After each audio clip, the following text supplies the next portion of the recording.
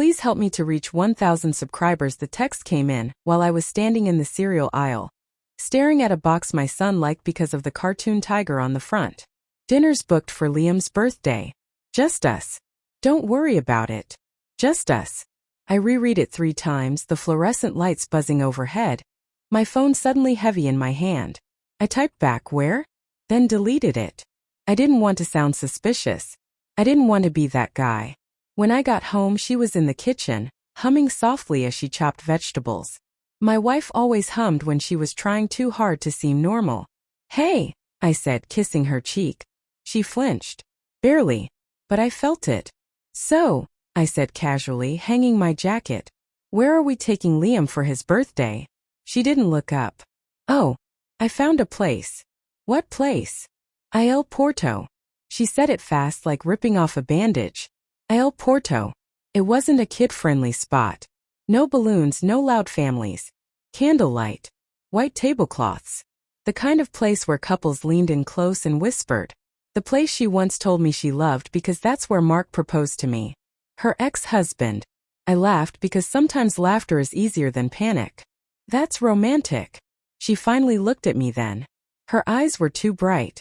"It's just dinner. For our son." "Yes. At the place your ex proposed." She shrugged too quick. "It's convenient."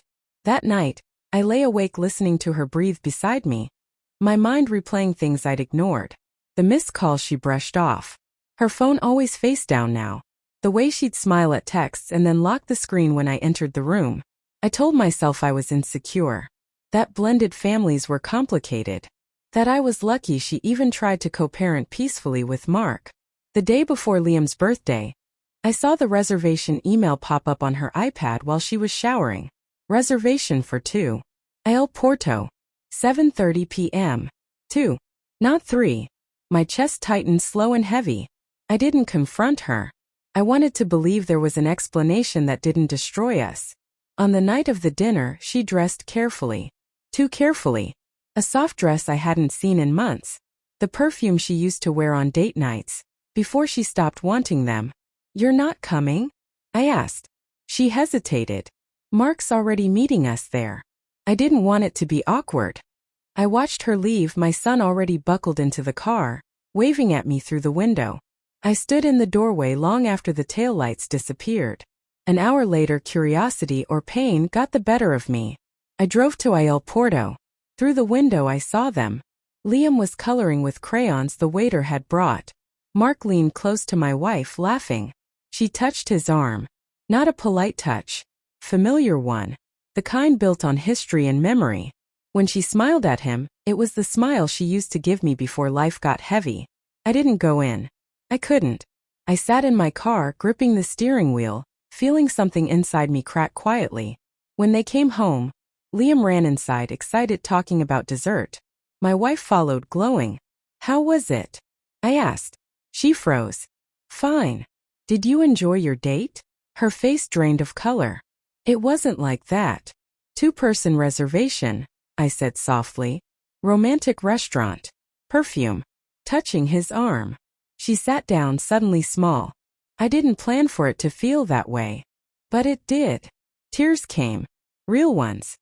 He reminds me of who I was before everything got complicated. Before responsibilities. I didn't cheat. But I liked feeling seen. I nodded, the truth settling in. Betrayal doesn't always happen in beds. Sometimes it happens in moments you choose someone else emotionally. "I need you to know," she said, voice shaking. "I came home with you." I swallowed hard. You shouldn't have had to choose.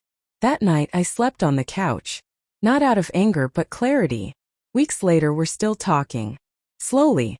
Carefully. Trust doesn't rebuild quickly, and sometimes it doesn't rebuild at all.